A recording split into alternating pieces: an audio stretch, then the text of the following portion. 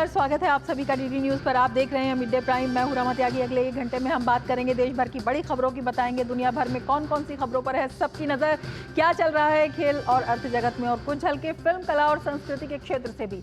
लेकिन सबसे पहले बड़ी खबरें। झारखंड महाराष्ट्र विधानसभा चुनाव के लिए मतदान जारी। 5 राज्यों में उपचुनाव के लिए भी मतदान। सुबह 11 बजे तक झारखंड में 31.37% और महाराष्ट्र में 18.14% मतदान।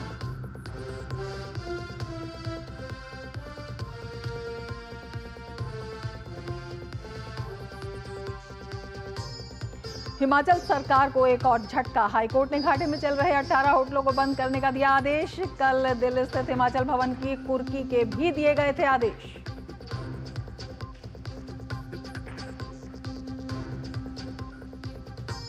गयाना में प्रधानमंत्री नरेंद्र मोदी का भव्य स्वागत। गयाना और बारबाडोस प्रधानमंत्री मोदी को अपने सर्वोच्च सम्मान से करेंगे सम्मानित।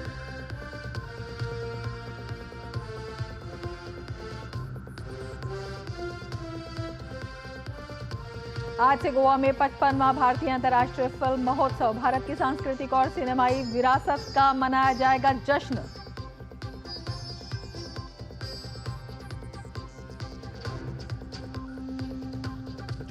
महिलाओं की एशियन चैंपियंस ट्रॉफी हॉकी प्रतियोगिता का फाइनल आज। भारत का सामना चीन से।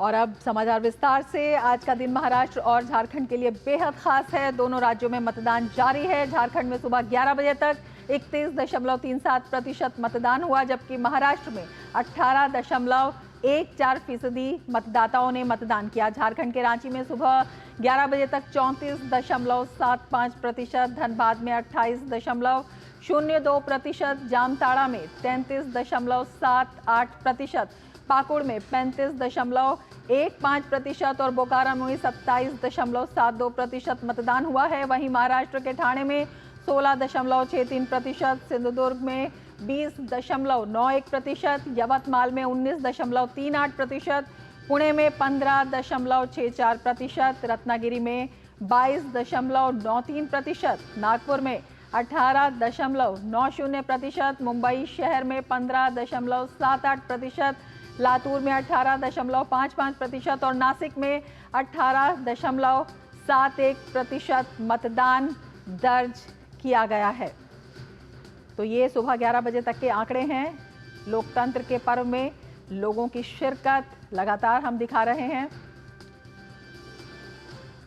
महाराष्ट्र और झारखंड में चुनाव और उसमें लोग जो हैं बढ़ चढ़ कर सामने आ रहे हैं। सुबह 11 बजे तक के ये जो मतदान के प्रतिशत हैं वो हम आपको बता रहे हैं। 31.37% तक जो मतदान के आंकड़े हैं वो दर्ज किए गए हैं और लगातार लोकतंत्र का पर्व जो है उसमें शिरकत कर रहे हैं लोग महाराष्ट्र और झारखंड में। महाराष्ट्र विधानसभा चुनाव के लिए वोटिंग के बीच बिटकॉइन मामला भी तूल पकड़ता जा रहा है। पुणे के एक पूर्व आईपीएस अधिकारी ने एनसीपी नेता सुप्रिया सुले और नाना पटोले पर आरोप लगाते हुए कहा कि उन्होंने 2018 इस मामले पर सुले ने सफाई दी। सुप्रिया सुले ने कहा कि मीडिया में चल रही ऑडियो क्लिप में उनकी आवाज़ नहीं है। वहीं बिटकॉइन विवाद पर अजित पवार ने कहा है कि इस मामले की जांच की जानी चाहिए। मैं नाना पटोले को कई सालों से जानता हूं, वे स्पीकर थे और उनकी आवाज़ पहचान सकता हूं, लेकिन मैं कुछ स्पष्ट नहीं कह सकता हूं क्योंकि कुछ लोग आवाज़ की नकल भी करते हैं। लेकिन जहां तक इस ऑडियो क्लिप में मौजूद आवाज़ का सवाल है तो ये सुप्रिया सुले और नाना पटोले की ही आवाज़ है, इसलिए इस मामले की जांच होगी। वहीं महाराष्ट्र कांग्रेस चीफ नाना पटोले ने इस मामले पर कहा कि बीजेपी ने चुनाव के दौरान ऊंची हरकत की है, वो मेरी आवाज़ नहीं है। मैं तो किसान हूं, मुझे बिटकॉइन समझ नहीं आता है।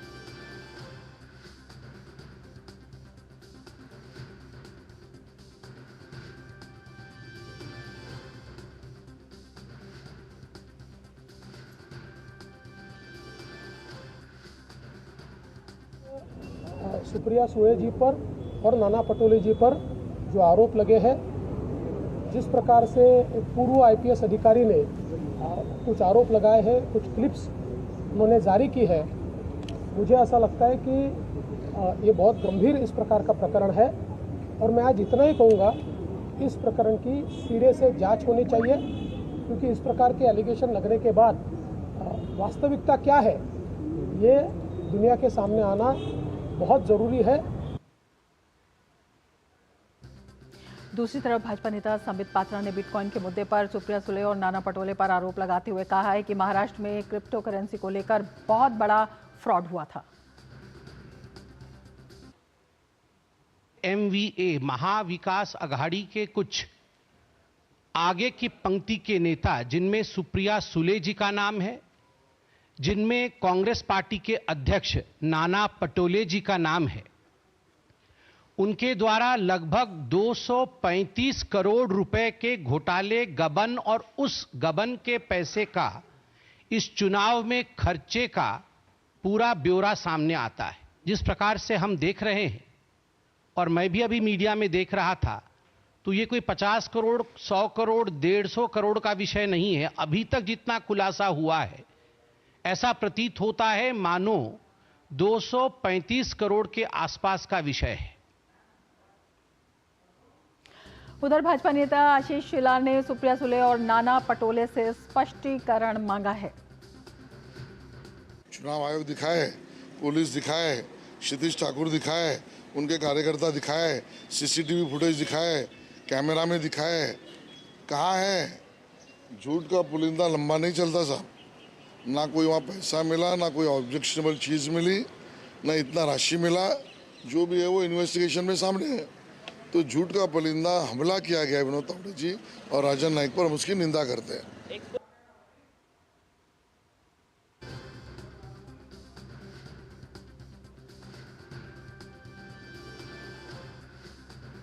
और इसी मामले पर मुंबई से हमारे साथ शिशिर शेलार जुड़ रहे हैं, हमारे संवाददाता। शिशिर, सबसे पहले आपसे यही जानना चाहेंगे, लोकतंत्र का पर्व तो मन ही रहा है, लेकिन इसमें जो ये बिटकॉइन का इस्तेमाल है, ये किस तरह से असर डाल रहा है और क्या कुछ ये पूरा मामला है?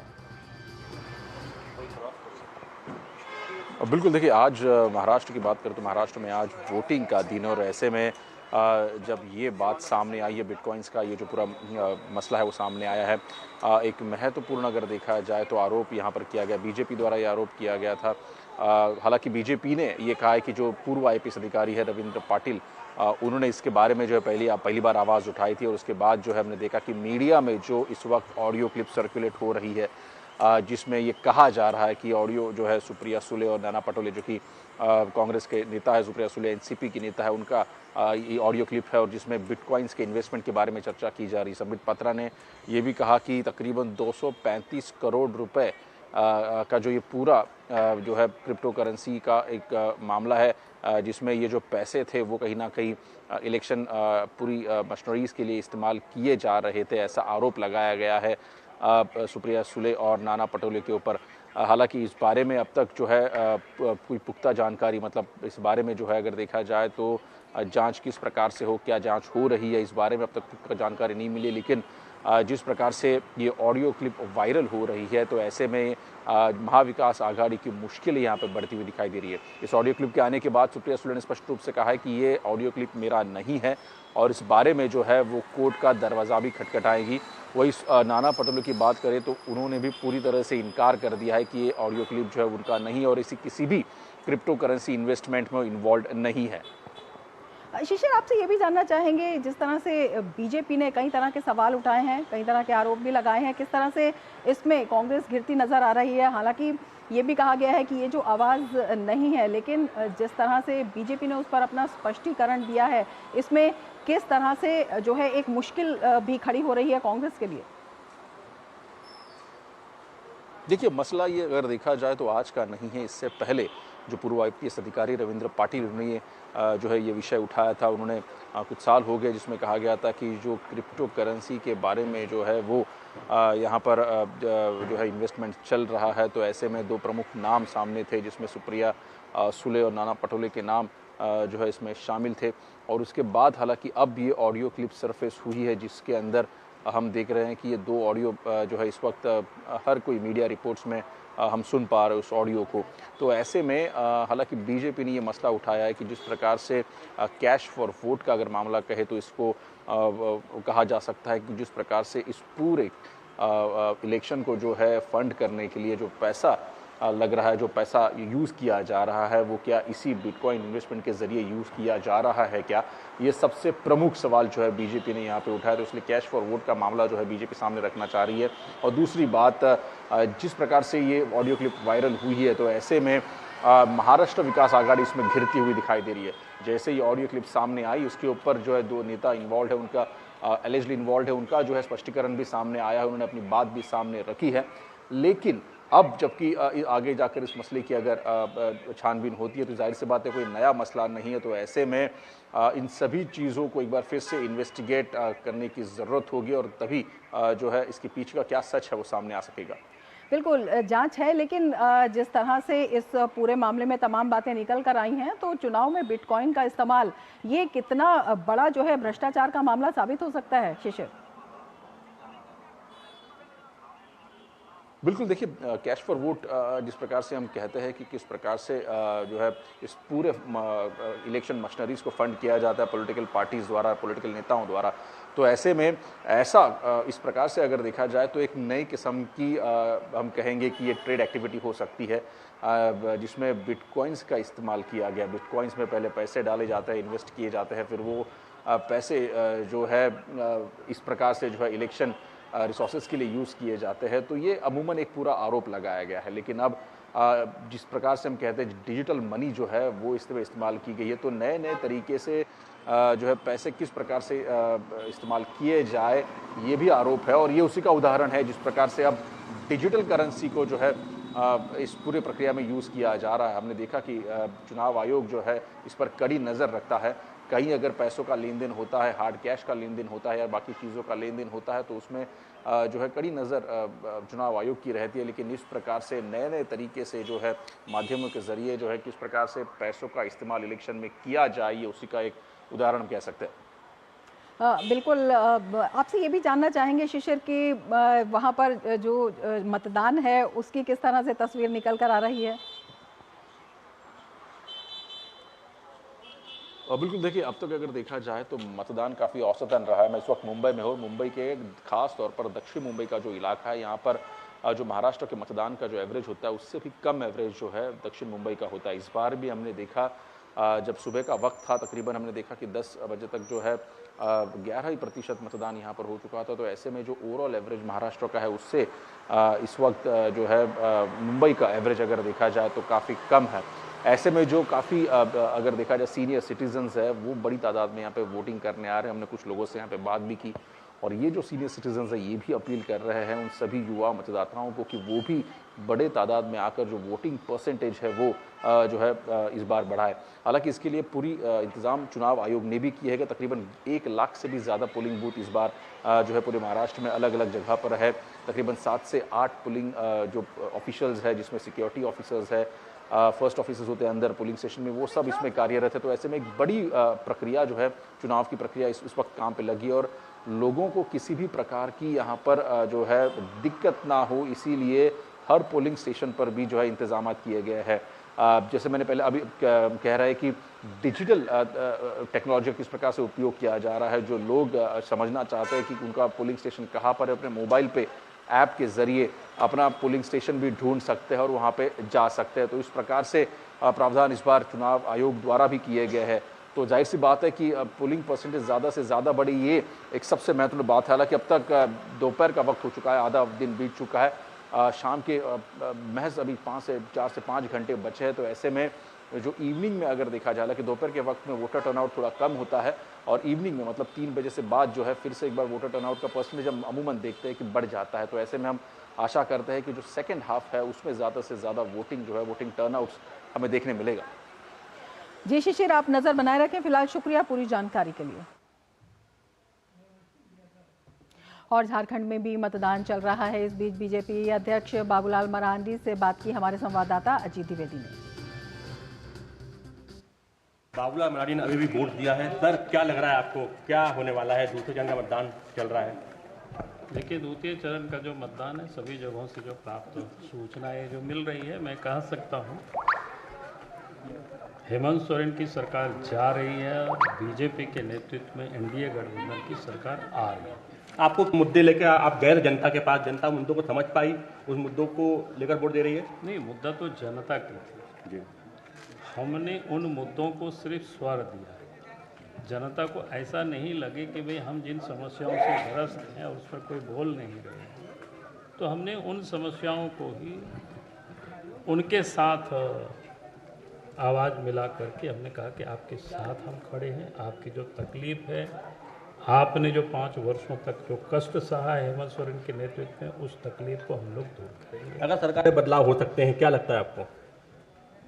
अब जितने मुद्दे को हम सब ने कहा है जनता के बीच में, उसको हम लोग पूरा करेंगे। एक तो हम लोगों ने कहा कि जो घुसपैठियों के मामला है, दूसरा विकास का मामला है, तीसरा जो नौजवान जो बेकार और बेरोजगार है, जो प्रत्येक साल जो छाले गए हैं, उसको न्याय दिलाना। इस मुद्दे को लेकर जनता जागरूक हुई है, आपके पक्ष में वोट दे रही है? निश्चित रूप से जागरूक हुई है, क्योंकि जनता को अब समझ में आने लगा है, खास करके उन क्षेत्रों में जहां खुद लोग प्रभावित हैं। बाबूलाल मरांडी का कहना है कि झारखंड की जनता बदलाव चाहती है और तमाम जो मुद्दे रहे हैं वो जनता ने समझा है, और भ्रष्टाचार, बेरोजगारी और जो घुसपैठ है बांग्लादेशी, वो जनता उसको समझा है और जनता इन्हीं मुद्दों पर वोट कर रही है। कैमरामैन राहुल चोपड़ा के साथ अजीत द्विवेदी, डीडी न्यूज, धनबाद, गिरिडीह, झारखंड। और झारखंड में मतदान की और ज़्यादा जानकारी के लिए देवघर से हमारे संवाददाता राजेश राज हमारे साथ इस वक्त जुड़ चुके हैं। राजेश, किस तरह से मतदान की तस्वीर निकल कर आ रही है और कितना उत्साह मतदाताओं में देखा जा रहा है? देखिए रमा, मैं अब देवघर से निकलकर धीरे धीरे मैं दुमका गोड्डा की तरफ आगे बढ़ रहा हूं। अभी मैं एक ऐसे मतदान केंद्र पर हूं जिसका नाम है ये मरकुंडा मध्य विद्यालय मरकुंडा है, जो पोरैया हाट विधानसभा क्षेत्र में आता है। पोरैया हाट जो है वो गोड्डा लोकसभा क्षेत्र का हिस्सा है, लेकिन जो कुछ हिस्से हैं वो दुमका जिले में आते हैं। पोरैया हाट विधानसभा क्षेत्र 2 हिस्सों में बटा हुआ है, तो मैं दुमका वाले हिस्से में मैं अभी मौजूद हूं और यहां से मैं मुख्यमंत्री हेमंत सोरेन की जो कंस्टिट्यूएंसी है बरहेट, वहां मैं जा रहा हूं और बरहेट में जाकर के मैं देखूंगा कि वहां पर हेमंत सोरेन की कंस्टिट्यूएंसी में क्या कुछ चल रहा है, उसका जायजा लेने के लिए। अभी फिलहाल मैं जिस बूथ पर खड़ा हूं, इस बूथ पर अभी जो है वो मतदाताओं की संख्या थोड़ी कम हो गई है, लेकिन लोग जो बता रहे हैं कि सुबह के सत्र में काफी मतदाता यहां पर मतदान के लिए आए थे। चूंकि गांव है और लिहाजा गांव के में यह दोपहर के भोजन का वक्त होता है, जब लोग अपना काम धाम निपटाकर भोजन करते हैं, और ये उम्मीद की जा रही है कि 3 बजे के बाद का जो सत्र होगा, आखिरी जो बचे हुए 2 घंटे होंगे, वो बहुत ही क्रूशियल होंगे उन मतदाताओं के लिए जिन लोगों ने अब तक अपना वोट नहीं डाला है। तो हम देश के सबसे बड़े टेलीविजन नेटवर्क दूरदर्शन न्यूज की तरफ से भी मतदाताओं से अपील करते हैं, झारखंड के मतदाताओं से, कि वो घरों से निकले और वो आकर लाइन में लगे और आकर के अपना वोटिंग करें। जो लाइन में लगेंगे उनका वोट चुनाव आयोग जो है वो देर रात तक भी करवाएगा। इस तरह की व्यवस्था जो है वो की गई है और मतदाताओं में काफी जो है जोश, जुनून, उमंग, उत्साह काफी देखने को मिल रहा है। मैंने सुबह में भी आपको दिखाया कि किस तरीके से पोलिंग बूथ को खूबसूरती से सजाया गया है और खूबसूरत अंदाज में जो है मतदाता वहां पहुंच रहे हैं, सेल्फी पॉइंट पर आकर वोटिंग कर रहे हैं। मैंने जो है ये रिपोर्ट भेजी थी, हो सकता है कि रिपोर्ट ना चल पाई हो, चलेगी, लेकिन उसमें बहुत ही कलरफुल नजारा जो है वो देखने को मुझे मिल रहा था। बिल्कुल, मतदाताओं का जो उत्साह है वो दिखाई दे रहा है। राजेश, झारखंड में कह सकते हैं रमा की उत्साह मतदाताओं का दिखाई दे रहा है। बिल्कुल, जो तस्वीरें आप दिखा रहे हैं वो काफी उत्साहजनक है। यही आपसे जानना चाहेंगे कि कौन कौन से मुद्दे हैं जो इस उत्साह को बढ़ा रहे हैं और लोगों को खींच कर ला रहे हैं। महिलाओं की बड़ी लंबी लाइन दिखाई दी है। हाँ, देखिए, आधी आबादी का प्रतिनिधित्व जो है रमा वो पूरे देश भर में बढ़ा है। जिस तरीके से देश को महिला राष्ट्रपति मिला है और आदिवासी समाज से आने वाली राष्ट्रपति हैं, और वहां से लेकर अगर हम नीचे तक की बात करें तो पंचायतों में भी बड़ी तादाद में ग्राम प्रधान और मुखिया के पदों पर महिलाएं आसीन हुई हैं। लिहाजा जो आधी आबादी है उसका कहीं ना कहीं उसमें बहुत जागरूकता आई है। हमने देखा कि जो समाज के अंतिम पायदान पर खड़ी जो महिलाएं हैं वो भी मतदान के लिए सबसे पहले पहुंच रही हैं। और पहले मतदान फिर जलपान का जो उनका स्लोगन है, वो स्लोगन कहीं ना कहीं हिट होता हुआ दिखाई पड़ रहा है और लोग घरों से निकलकर वोटिंग के लिए प्रेरित हो रहे हैं। और मुद्दों की बात करें तो निश्चित तौर पर भारतीय जनता पार्टी ने इस चुनाव में बांग्लादेशी घुसपैठ को एक बड़ा मुद्दा बनाया है, भ्रष्टाचार को एक बड़ा मुद्दा बनाने की कोशिश की है, आदिवासी अस्मिता का मामला जो है पूरे चुनाव में सुनाई पड़ा है, आधी रोटी बेटी और माटी का नारा बीजेपी ने दिया है। वहीं पर झारखंड मुक्ति मोर्चा जो हमेशा से जल जंगल और जमीन की बात करती रही है, वो अपनी मैया सम्मान योजना की बात करें या फिर अन्य जो योजनाएं हैं उसके जरिए कहीं ना कहीं भारतीय जनता पार्टी को काउंटर करने में जुटी रही है। लेकिन पूरे चुनाव के दौरान जो हमने देखा कि बांग्लादेशी घुसपैठ का जो मुद्दा है वो पूरे झारखंड विधानसभा चुनाव में लहरता हुआ दिखाई पड़ा। और साहेबगंज हो, पाकुड़ हो, राजमहल का क्षेत्र हो, दुमका हो, जो पूरे संथाल परगना का जो इलाका है रमा, वहां पर कहीं ना कहीं इस मुद्दे की गूंज जोर शोर से सुनाई पड़ी। संथाल परगना में 18 विधानसभा क्षेत्र आते हैं और यह इलाका मुख्यमंत्री हेमंत सोरेन के नेतृत्व वाली जो झारखंड मुक्ति मोर्चा की जो सरकार है, झारखंड मुक्ति मोर्चा का ये बहुत गढ़ माना जाता है। ये एक अवैध दुर्ग है और 18 में 14 सीटों पर जेएमएम, कांग्रेस और जो उनकी सहयोगी पार्टियां हैं उनका कब्जा है और 4 सीटों पर बीजेपी का कब्जा है। मुकाबला बहुत ही रोचक है। बीजेपी जहां अपने तर्कस से तमाम तीर निकालकर झारखंड मुक्ति मोर्चा के किले को भेजना चाहती है कि संथाल परगना में अगर वो जीतने में कामयाब होती है तो सत्ता की चाबी यहीं से खुलेगी। कोयलांचल का जो इलाका है वो बहुत महत्वपूर्ण इलाका है। कोयलांचल अहम ये इलाका है, नजर बनाए रखिए। समृद्धि का प्रतीक भी माना जाता है, लिहाजा जो जानकारी लेते रहेंगे आपसे राजेश का जो इलाका है जी, बहुत शुक्रिया तमाम जानकारी के लिए। बिहार था। आगे बढ़ेंगे। झारखंड विधानसभा चुनाव के दूसरे चरण के लिए मतदान जारी है। इस बीच भाजपा सांसद निशिकांत दुबे ने सोशल मीडिया प्लेटफॉर्म एक्स पर एक वीडियो साझा करते हुए झारखंड मुक्ति मोर्चा पर गंभीर आरोप लगाते हुए लिखा है कि झामुमो के उम्मीदवार लोगों को पैसे बांटकर वोट खरीद रहे हैं। उन्होंने चुनाव आयोग को टैग करते हुए लिखा है कि चुनाव आयोग ये है झारखंड का मधुपुर विधानसभा झामुमो सरकार के मंत्री हफीज के भाई जो हैं खुलेआम पैसे बांट रहे हैं। अपने झामुमो के एजेंट अधिकारियों पर कृपा कर ये तमाशा पूरे झारखंड में कर दिया है तो कोई कार्रवाई नहीं कर रहा है चुनाव आयोग, ऐसे उन्होंने कहा है। और पैसे बांटने का जो वीडियो है वो साझा किया है। गंभीर आरोप झामुमो पर लगाए हैं। वोट के बदले पैसे बांटने का आरोप लगाया है निशिकांत दुबे ने झामुमो पर। और उन्होंने ये भी कहा है कि झामुमो सरकार के भाई हफीज के मंत्री हफीज का भाई खुलेआम पैसे बांट रहा है और पूरे झारखंड में ये तमाशा हो रहा है, निशिकांत दुबे का ये कहना है।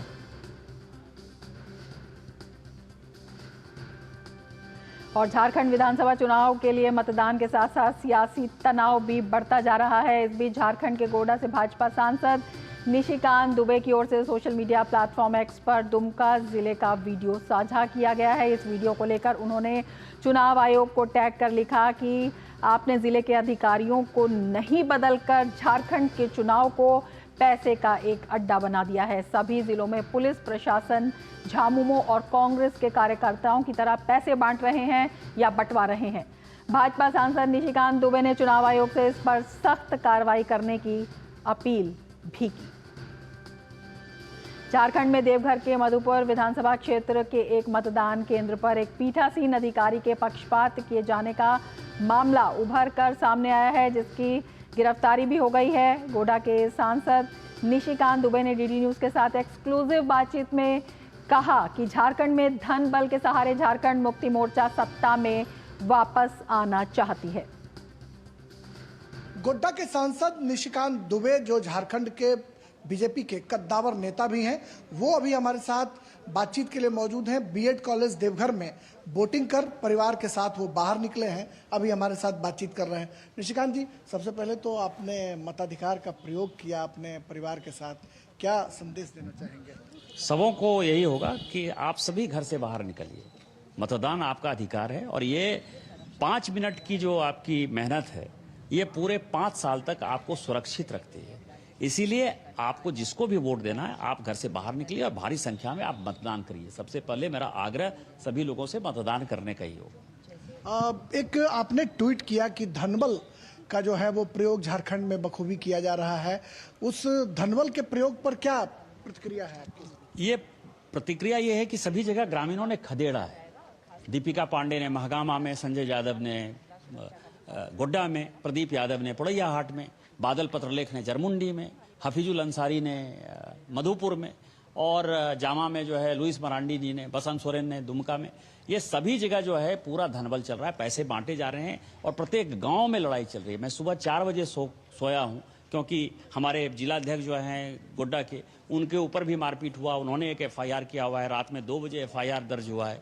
तो ये पहली बार मैं देख रहा हूं कि 500-500 रुपये, 1000-1000 रुपये, 2-2000 रुपये एक एक घर को डाले जा रहे हैं। तो ये धनबल है और इसमें DC और SP जो है साथ दे रहा है। जानकारी मिली है कि शायद वहाँ प्रिजाइडिंग ऑफिसर की गिरफ्तारी हुई है आपके ट्वीट करने के बाद। हाँ, तो पता चला ना कि जो मैं कह रहा हूं वही सही है। तो अब जितने भी होंगे, अब चुनाव आयोग थोड़ा टाइट हुआ है और अब जितने भी लोग हैं वो कोई भी जो है सीधा जेल जाने के अलावा उनके पास कोई अल्टरनेटिव नहीं है।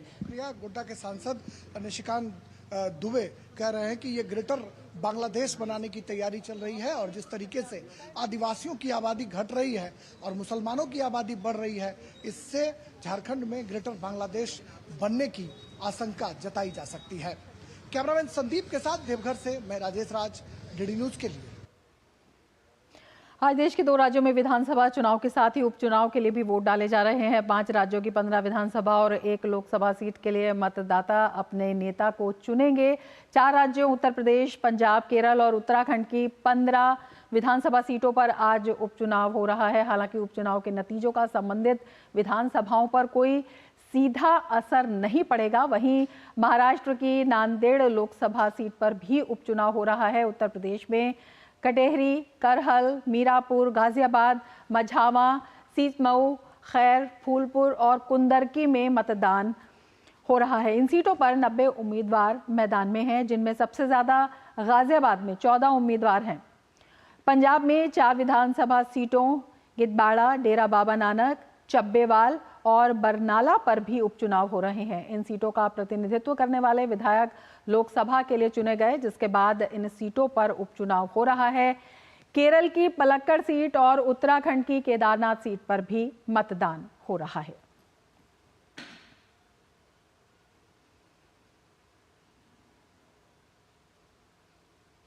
और अब बात करेंगे हिमाचल प्रदेश की, जहां पर हिमाचल सरकार को हाई कोर्ट से एक और बड़ा झटका लगा है। पर्यटन निगम के सेवानिवृत्त कर्मचारियों को वित्तीय लाभ न देने पर कोर्ट ने घाटे में चल रहे पर्यटन निगम के 18 होटलों को बंद करने के आदेश दिए हैं। कोर्ट ने कहा है कि सरकार इन होटलों को चलाने में विफल है और पर्यटन निगम के ये होटल केवल सफेद हाथी बनकर रह गए हैं। दरअसल सरकार वित्तीय हालातों का हवाला देकर कर्मचारियों को वित्तीय लाभ नहीं दे रही है, जिसके बाद कोर्ट ने पर्यटन निगम के 18 होटलों को बंद करने का आदेश दे दिया है। तो एक और झटका लगा है हाई कोर्ट से।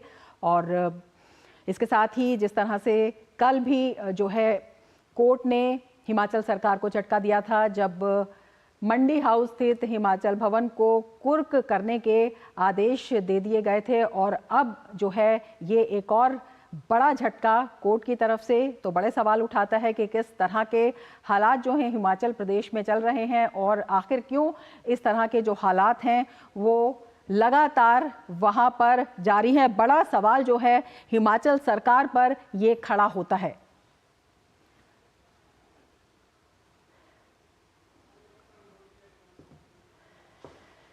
तो हिमाचल सरकार पर कई बड़े सवाल, और जिस तरह से लगातार वहां से खबर आ रही है, और इस बार जो है ये एक और बड़ा झटका है। हाईकोर्ट का सख्त आदेश आ गया है। 40% से कम ऑक्यूपेंसी वाले हिमाचल टूरिज्म के होटलों को 25 नवंबर तक बंद करने का आदेश जो है कोर्ट ने दिया है।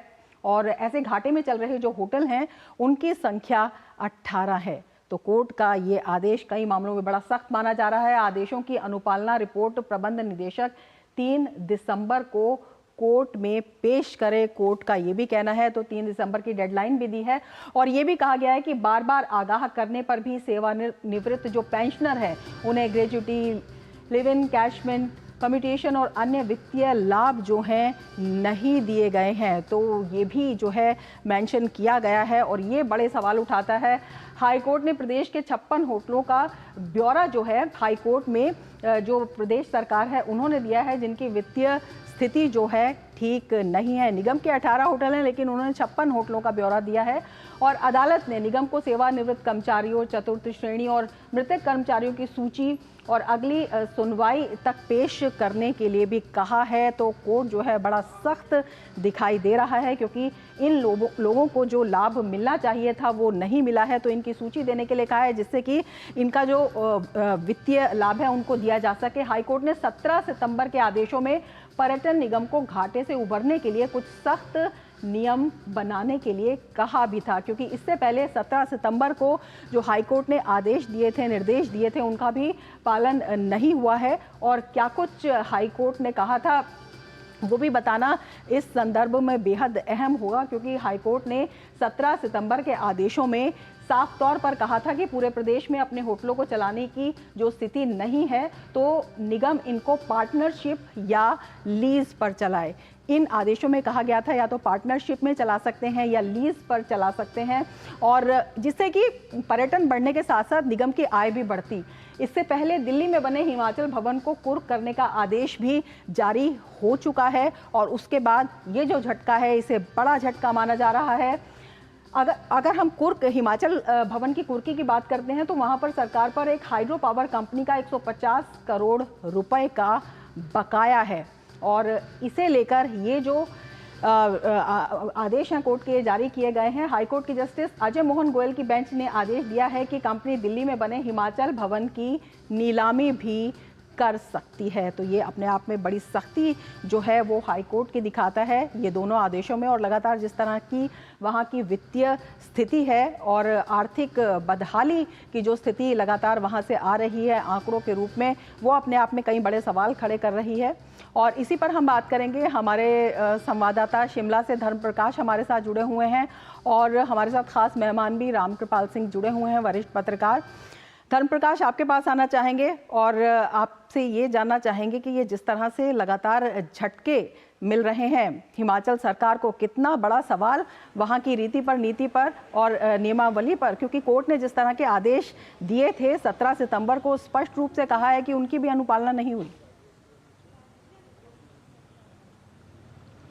बिल्कुल रमा, सवाल जाहिर तौर पर उठता है सरकार पर भी, सरकार की कार्यप्रणाली पर भी और सरकार की उन नीतियों पर भी, जिसकी वजह से एक के बाद एक झटके प्रदेश सरकार को हाईकोर्ट से मिलते जा रहे हैं। बैक टू बैक ये दूसरा ऐसा ऑर्डर है हाईकोर्ट की तरफ से जिससे सरकार की कार्यप्रणाली पर सवाल खड़े हुए हैं। हिमाचल भवन का आपने जिक्र किया, कल ही उसे अटैच करने के ऑर्डर हिमाचल हाईकोर्ट ने दिए थे। लाहौल स्पीति के एक प्रोजेक्ट के मामले में बिजली कंपनी की तरफ से याचिका जो दायर की गई थी, और ये दूसरा अब जो फैसला आया है हाईकोर्ट की उसी सेम बेंच से, जस्टिस अजय मोहन गोयल की ये बेंच है जिसकी जहां से ये ऑर्डर आया है। और HPTDC जो Himachal Pradesh tourism development corporation के जो 56 होटल प्रदेश भर में चल रहे हैं, उन 56 होटलों का ब्यौरा हाईकोर्ट ने मांगा था और उसके बाद हाईकोर्ट ने अपने उस जजमेंट में ये देखा कि इसमें से 18 होटल ऐसे हैं जिनकी वित्तीय स्थिति बहुत खराब है, जिनको ऑपरेशनल बनाए रखना भी सरकार के लिए मुश्किल हो रहा है, तो उनको बंद करने के ऑर्डर कोर्ट की तरफ से दिए गए हैं। ये पूरा जो मामला है ये HPTDC के उन सेवानिवृत्त कर्मचारियों की याचिका से शुरू हुआ था जिनको वित्तीय लाभ जो HPTDC है वो नहीं दे पाया था, और जब वो कर्मचारी, सेवानिवृत्त कर्मचारी हाईकोर्ट गए तो सरकार ने यह दलील दी कि वित्तीय स्थिति खराब होने के चलते वो ऐसा नहीं कर पा रही है। इसके बाद हाईकोर्ट ने HPTDC के सारे होटलों का ब्यौरा मांगा था कि कितनी इनकम होटलों से आ रही है, कितना एक्सपेंडिचर उस पर है और क्या कुछ इनका पूरा फाइनेंशियल स्टेटस है। उसी रिपोर्ट को, उसी आंकड़ों को जज एनालाइज करने के बाद हाईकोर्ट ने यह पाया कि 18 होटल HPTDC के ऐसे हैं जो घाटे में चल रहे हैं, जिनसे स्टेट को रेवेन्यू नहीं मिल पा रहा, इनकम नहीं मिल पा रही। और ये जो होटल हैं, हाईकोर्ट की अगर हम जजमेंट की बात करें तो हाईकोर्ट ने कहा है कि ये होटल सरकार पर एक तरह से बोझ बने हैं। सफेद हाथी शब्द का इस्तेमाल कोर्ट की जजमेंट में हुआ है कि ये जो होटल हैं सरकार पर बोझ हैं, संसाधनों का इस्तेमाल करना पड़ रहा है इन होटलों को चलाने के लिए, जिसका किसी को फायदा नहीं मिल रहा, ना लोगों को, ना ही सरकार को, ना ही HPTDC को। तो इसलिए कोर्ट ने यह ऑर्डर किया है कि इन 18 होटलों को बंद किया जाए और जो इसमें जो इंप्लॉइज हैं, जो कर्मचारी हैं, जो काम कर रहे हैं, उनको दूसरे होटलों में या दूसरे डिपार्टमेंट्स में एडजस्ट करने के लिए HPTDC स्वतंत्र है। यह भी कोर्ट ने अपनी जजमेंट में कहा है। साथ ही साथ कितने अगर कल का मामला हम देखते हैं, पेंशनर्स, मुख्यमंत्री का एक वहां से स्टेटमेंट भी आया था, उसके बारे में भी जानना चाहेंगे।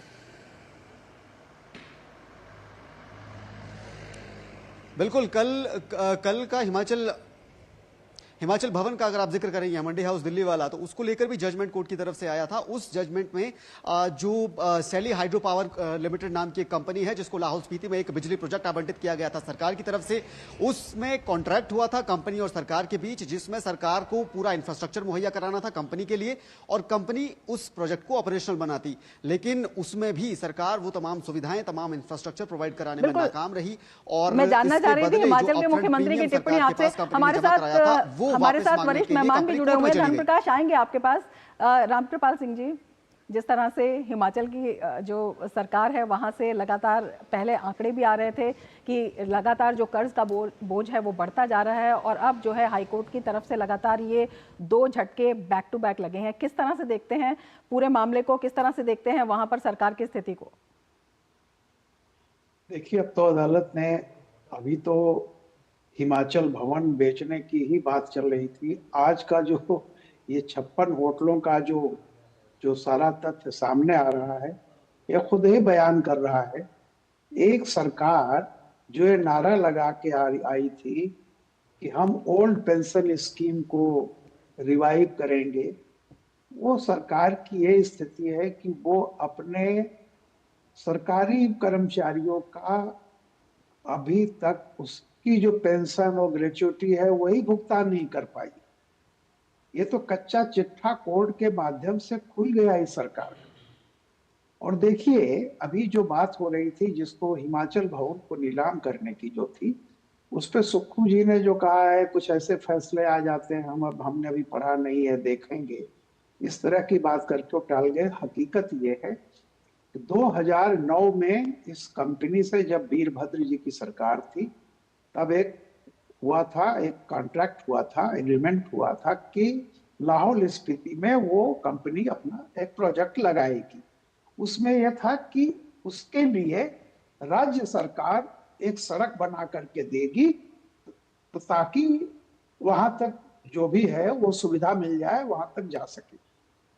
उसके लिए सरकार ने वो सड़क बनाई नहीं, और भी कुछ रीजन रहा होगा। अल्टीमेटली कंपनी ने वो सरेंडर कर दिया और बाकायदा 64 करोड़ रुपए कंपनी से बतौर उसको क्या कहते हैं, गारंटी ली गई थी, पैसा रकम जी। अब वो 64 करोड़ पे ये बाद में फैसला आया, जब ये विवाद हुआ, कंपनी चली गई कोर्ट में, तो कोर्ट ने कहा कि जिस दिन से हुआ है इंटरेस्ट जोड़ करके उसको पैसा दिया जाए। अब वो 64 करोड़ 150 करोड़ हो गया। अब आप सोचिए कि एक ऐसी सरकार जो तमाम लोगों के वो तिजोरियां खोल रही थी जनता के लिए, ओल्ड पेंशन कर देंगे, फलाना कर देंगे, बीच में तो पता चला कि कर्मचारियों की तनख्वाह नहीं दे पाई समय से। अब उसके बाद ये जो आया है कि अब अल्टीमेटली क्या, उसमें जब आप 100-150 करोड़ हो गया है और आप फिर वही सोच रहे हैं कि हम अदालत में चले जाएंगे। दरअसल देखिए, आजकल सरकारों की हालत ये हो गई है कि अपना 5 साल निकाल लो, बाद में देखा जाएगा। वो कोर्ट में स्टे ले लो, कोर्ट में चले जाओ। आपको पता है दिल्ली से वकील जाते हैं, 1-1 करोड़ की फीस उनकी दी जाती है, जो बीजेपी के भूतपूर्व मुख्यमंत्री ने कहा है। तो आप वकीलों की इतनी महंगी फीस दे रहे हैं, लेकिन उसका अगर 64 करोड़ रुपए कोर्ट में जो आदेश दिया था, अगर समय से भुगतान हो गया होता तो ये नौबत नहीं आती। ये सिर्फ इसलिए है कि कारपेटिंग करती हैं पार्टियां, सत्ता में रहती है कि किसी तरह से अपना टाइम गुजार लो, और जब इलेक्शन का मौका आएगा तो बड़े बड़े वादे कर लो, हम कर्जा माफ कर देंगे, हम आपकी पुरानी पेंशन बहाल कर देंगे। और हकीकत ये है कि वो अपने कर्मचारियों की जो निवृत्त हुए हैं आईटीडीसी से, सॉरी, ये जो भी Himachal Pradesh tourism development corporation से, उनको नहीं दे पा रही है। अब ये कच्चा चिट्ठा खुल गया। कल तो हिमाचल भवन की बिकने की बात थी, आज तो वो जज ने ठीक कहा है कि अगर आपके होटल, आपको बिजनेस करना नहीं आता है, आपकी 40% ऑक्यूपेंसी है, 60% खाली है, तो आप क्यों होटल चला रहे हैं भाई? आप उसको दीजिए ना। हिमाचल में बाकी जो छोटा एक आदमी जाता है, व्यापारी प्राइवेट, वो अपना छोटा होटल चला करके फायदा कमा रहा है, और आप 56 होटल या जितने भी हैं उसमें से आप खुद कह रहे हैं कि साहब ये तो घाटे में चल रहा है। तो किसने, डॉक्टर ने कहा है कि आप व्यापार कीजिए, सरकार का काम होता है गवर्नेंस का। आप उसी को प्राइवेट हाथों में दे दीजिए, कम से कम लोगों की ग्रेचुइटी और पेंशन तो मिलेगी। तो आप ये समझ लीजिए कि हिमाचल में सरकारों का मिसमैनेजमेंट का इससे ज्यादा कच्चा चिट्ठा और खुल नहीं सकता, जिसको अदालत ने खोला है। ये किसी का आरोप प्रत्यारोप नहीं है, और लगातार ये झटके आ रहे हैं। कल हिमाचल की बात हुई थी, और बकाया देने की बजाय कानूनी कार्रवाई में जाने की बात करते हैं हिमाचल के मुख्यमंत्री। जब उनका रिएक्शन इसके ऊपर आता है, पहले उन्होंने कहा कि उन्होंने पढ़ा नहीं है, तो ये किस तरह का रवैया दिखाता है। और एक बड़ा सवाल ये भी उठता है कि जिस लोक कल्याण के दावे को लेकर हिमाचल सरकार जो है अस्तित्व में आई थी, लोगों से जो वायदे किए थे वो वायदे तो विफल साबित हो ही रहे हैं। जिस तरह की स्थिति इस वक्त हिमाचल की है, वो हिमाचल सरकार की कार्यप्रणाली पर कितना बड़ा सवाल उठा रही है। नहीं, देखिए, मैं यही कह रहा हूं कि कल तक तो आप कहते थे पार्टियों की कि बीजेपी खराब है, झूठ बोल रहे हैं, फलाना। अब तो अदालत ने कह दिया है, और खुद सरकार कह रही है कि 40% भी ऑक्यूपेंसी नहीं है। भैया क्यों चला रहे हो? अगर आपके 100 बेड के आपका होटल है मान लीजिए, और उसमें 40 लोग भी नहीं टिकने जा रहे हैं, तो आप चला क्यों रहे हैं? और आप ये कह देंगे कि तो सिंगल जज बेंच का फैसला है, हम फिर कोर्ट में जाएंगे। एक जगह तो कोर्ट में लड़ते लड़ते 64 करोड़ 150 करोड़ हो गया। आपको पता है, अपना टाइम काट लो, उसके बाद जो सरकार आएगी देखा जाएगा। बेसिकली यही है कि समस्या को कारपेटिंग, उसका हल न निकालो, किसी तरह से अपना टाइम बिताओ, और जब इलेक्शन का समय आए तो फिर भी इसकी इतनी अनाउंसमेंट कर दो कि जनता उसके चक्कर में आकर के आपको वोट देती। लेकिन ये बहुत अच्छा हुआ है कि अदालत ने कहा है, अब अदालत पर आरोप लगा नहीं सकते आप, और वो तथ्य है, ये कोई राय नहीं है। अगर 40% आपकी ऑक्यूपेंसी है और इतने सालों से आप घाटा चला रहे हैं, किसने आपको मना किया था कि इसको प्राइवेट को न देने के लिए? किसने मना किया था? और जो चीज आपसे बिल्कुल एक बड़ा सवाल ये भी होता है, ये जो फटाफट और खटाखट की जो राजनीति है, उससे जो लोग हैं, आम जनता है, वो जरूर अपने आप को कहीं ना कहीं ठगा महसूस कर रहे हैं। बहुत शुक्रिया रामकृपाल जी और धर्मप्रकाश हमारे साथ जुड़ने के लिए और पूरी जानकारी साझा करने के लिए। और मिड डे प्राइम में आगे बढ़ने से पहले लेंगे एक ब्रेक। आप देखते रहिए डीडी न्यूज। बढ़िया है, प्राकृतिक हल्दी, मिर्ची, धनिया। नहीं, मिर्ची, धनिया, हल्दी, MDH।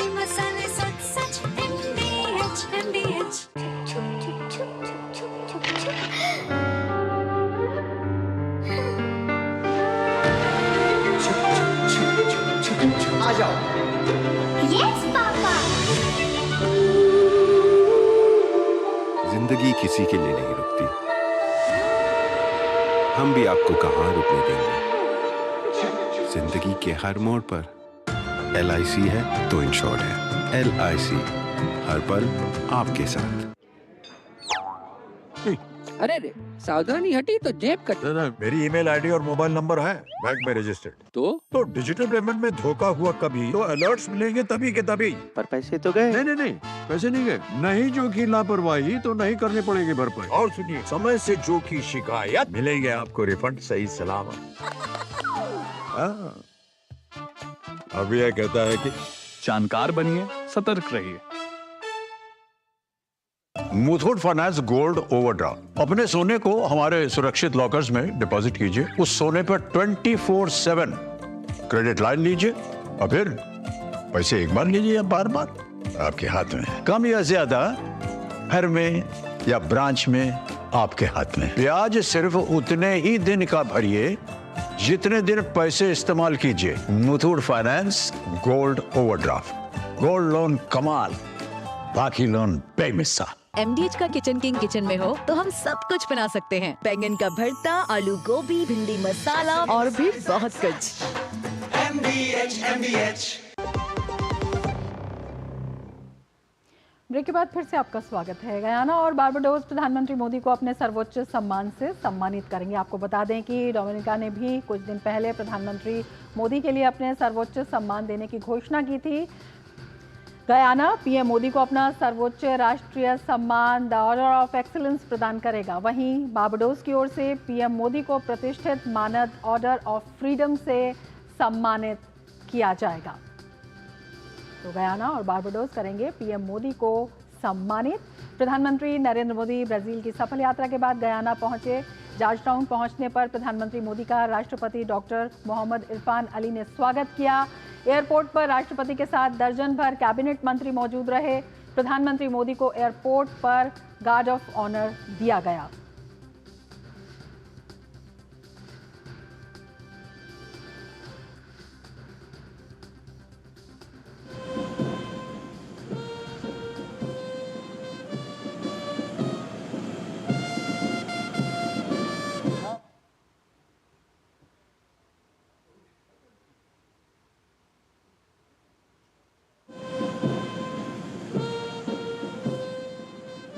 उन्नीस के बाद किसी भारतीय प्रधानमंत्री की गयाना की ये पहली यात्रा है। पीएम मोदी जॉर्ज टाउन में गयाना के राष्ट्रपति डॉक्टर मोहम्मद इरफान अली के साथ वार्ता करेंगे। प्रधानमंत्री दूसरे कैरिकॉम भारत शिखर सम्मेलन में भाग लेंगे और इस क्षेत्र के साथ भारत की दीर्घकालिक मैत्री बढ़ाने के लिए कैरिकॉम सदस्य देशों के नेताओं के साथ बैठक करेंगे। कल प्रधानमंत्री गयाना की संसद को संबोधित करेंगे। प्रधानमंत्री प्रवासी भारतीयों की एक सभा को भी संबोधित करेंगे।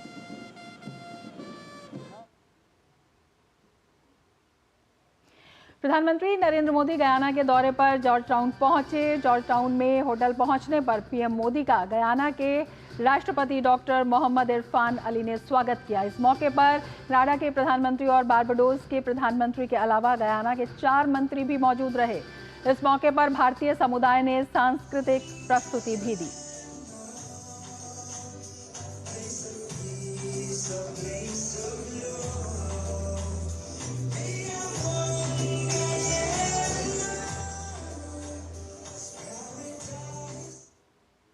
इस मौके पर जॉर्ज टाउन के मेयर अल्फ्रेड मेंट्रो ने प्रधानमंत्री नरेंद्र मोदी को शहर की चाबी सौंपी।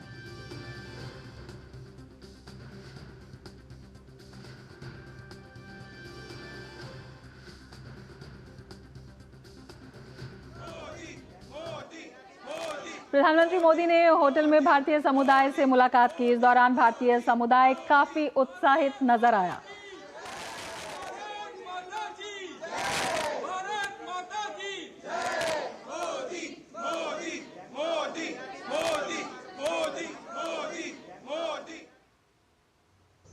होटल के भीतर भारतीय समुदाय ने सांस्कृतिक प्रस्तुति दी।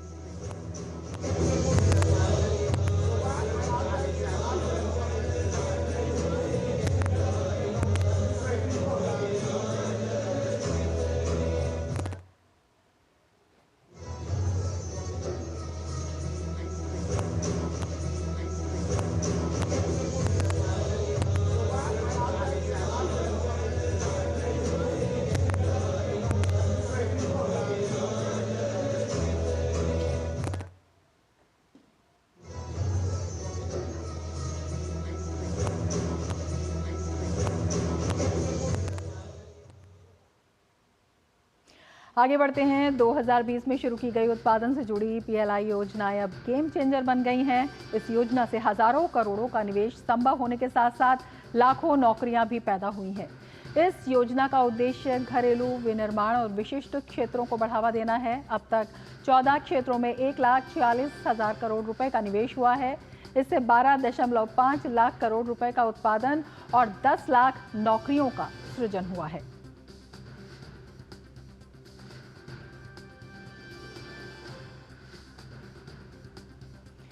Light camera IFFI. जी हां, भारत के अंतर्राष्ट्रीय फिल्म महोत्सव का आज से आगाज हो रहा है। श्यामा प्रसाद मुखर्जी स्टेडियम में इसका भव्य शुभारंभ हो रहा है। गोवा में 55वें भारतीय अंतर्राष्ट्रीय फिल्म महोत्सव के लिए मंच सज चुका है। सारी तैयारियां पूरी हो चुकी हैं और अब होगा इसका रंगारंग शुभारंभ। इस वर्ष का महोत्सव युवाओं पर केंद्रित है। सिनेमा की भव्यता और विविध कहानियां, नवीन विषयों और सांस्कृतिक आदान प्रदान को बढ़ावा देना इसमें शामिल है। कई नई पहलों के साथ इफ्फी 2024 का आयोजन बेहद शानदार होने जा रहा है। हर साल इफ्फी में क्रिएटिव माइंड्स ऑफ टुमारो सफलता के नए आयाम गढ़ता है। इसकी सफलता को देखते हुए इस साल 100 युवा इसका हिस्सा बनेंगे।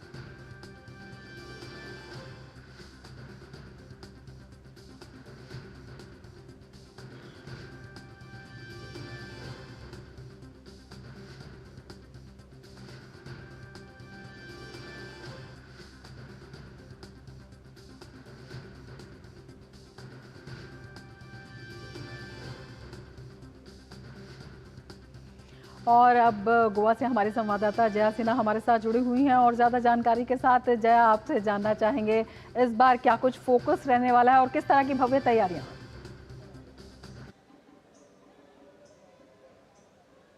बिल्कुल रमा, तो यहाँ पर भव्य तैयारियां हैं भारत के 55वें अंतर्राष्ट्रीय फिल्म महोत्सव के शानदार आगाज के लिए और इस बार फोकस है युवाओं पर। पूरा महोत्सव इस तरह से डिजाइन किया गया है, क्यूरेट किया गया है कि जो हमारे युवा है किस तरह से वो सिनेमा के विभिन्न आयामों से जुड़ सके, इसकी पूरी कोशिश है। साथ ही जो हमारी थीम है, जो क्रिएटिव माइंड्स ऑफ टुमारो, जो कि पिछले साल से इसकी शुरुआत हुई थी, जो पहल थी 75 क्रिएटिव माइंड्स ऑफ टुमारो, जिसमें कि पूरे देश से 75 युवाओं को चुना जाता था भारत के सिनेमाई दुनिया से जुड़ने के लिए और उन्हें सिने उद्योग में शामिल करने के लिए। इस बार उसकी लोकप्रियता को देखकर उसका दायरा बढ़ाते हुए देश भर से 100 युवाओं को चुना गया है और द थीम जो रखी गई है देखिए, फ्यूचर इज नाउ, यानी कि पूरी तरह से सिनेमा के आज और कल और आने वाले कल पर ध्यान केंद्रित होते हुए इफी 2024 का शानदार आगाज होने जा रहा है। बस कुछ ही देर में जब गोवा के श्यामा प्रसाद मुखर्जी स्टेडियम से शुरुआत होगी इसके उद्घाटन समारोह की। इस वक्त मैं यहाँ पर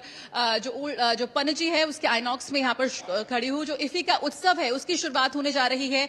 जो इफी 2024 की ओपनिंग फिल्म है, Australian film the better man के गाला प्रीमियर के साथ आप मेरे पीछे देख सकती हैं कि काफी लंबी कतारें लग गई हैं। यहाँ पर गर्मी है, काफी तेज धूप है, लेकिन उसके बावजूद देश ही नहीं दुनिया भर से जो सिने प्रेमी हैं, सिने एंथुसियास्ट हैं, वो यहाँ पर पहुंचे हुए हैं बेटर मैन की ओपनिंग जो फिल्म है उसकी स्क्रीनिंग देखने के लिए। और ये ऑस्ट्रेलियन फिल्म है और जैसा कि हम जानते हैं कि इफी एक ऐसा मंच है जहां पर भारत ही नहीं पूरे दुनिया की सर्वश्रेष्ठ फिल्मों का प्रदर्शन होता है, the best of Indian cinema and the best of world cinema.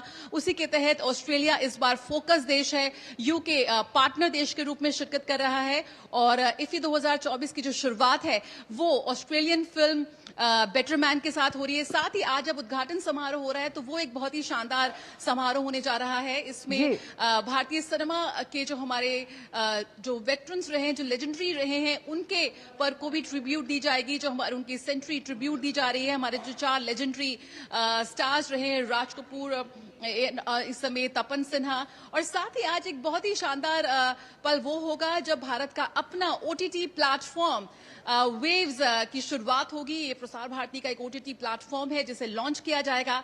जैसा कि हम जानते हैं कि आज जो सिनेमा का दायरा है, जो एंटरटेनमेंट का दायरा है, वो बढ़ता जा रहा है। छोटा पर्दा, बड़ा पर्दा, इन सब की सीमाएं खत्म हो रही हैं। कोरोना काल ने OTT प्लेटफॉर्म्स को जो एक बूस्ट दिया, जो उन्हें स्पेस दिया, जो दर्शकों के बीच उन्हें लोकप्रिय किया, उसको यहाँ पर भारत के अंतर्राष्ट्रीय फिल्म महोत्सव में भी जगह दी गई और फिर शुरुआत हुई। जी, काफी भव्य होने वाला है ये समारोह। आपके पास फिर आएंगे जया, बहुत शुक्रिया तमाम जानकारी के लिए। और बिहार के राजगीर में चल रही एशियन चैंपियंस ट्रॉफी हॉकी प्रतियोगिता अपने अंतिम पड़ाव पर पहुंच चुकी है। खेल की खबरें हम दिखाएंगे और सुचित्रा हमारे साथ जुड़ चुकी हैं। सुचित्रा, क्या कुछ खास खेल की खबरों में आज? शुक्रिया रमा। जिस तरह आपने भी बताया कि आज सबकी नज़र रहने वाली है एशियन चैंपियंस ट्रॉफी हॉकी प्रतियोगिता पर, तो आज होने वाले फाइनल में भारत और चीन की टीमें आमने सामने होंगी। टूर्नामेंट का फाइनल मुकाबला आज खेला जाएगा।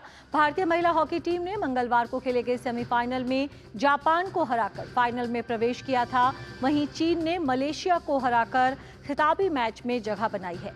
तो एक रोमांचक फाइनल आज होने वाला है जिस पर सबकी नज़र रहने वाली है। एशियन चैंपियंस ट्रॉफी हॉकी प्रतियोगिता में तीसरे और चौथे स्थान पर कब्जा जमाने के लिए जापान और मलेशिया आमने सामने होंगे। सेमीफाइनल मैच में जापान को भारत के खिलाफ हार मिली थी, वहीं दूसरे सेमीफाइनल में मलेशिया को चीन ने हराया था। बात राफेल नडाल की स्पेन के स्टार टेनिस खिलाड़ी राफेल नडाल ने डेविस कप फाइनल में अपने आखिरी मैच के साथ टेनिस को अलविदा कह दिया।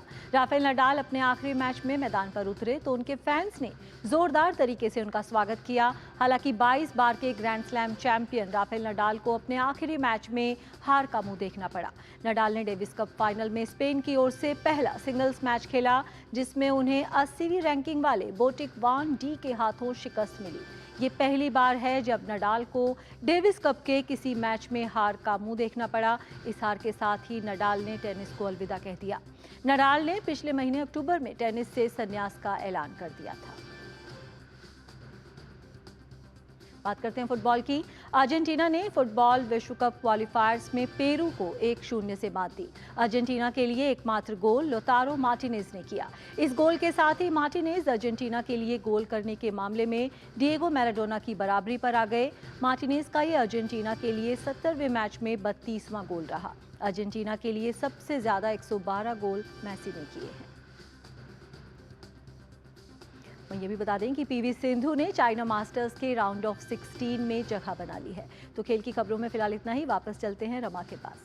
बहुत शुक्रिया सुचित्रा तमाम जानकारी के लिए। और इसके साथ ही मिड डे प्राइम में फिलहाल इतना ही। दीजिए इजाजत, नमस्कार।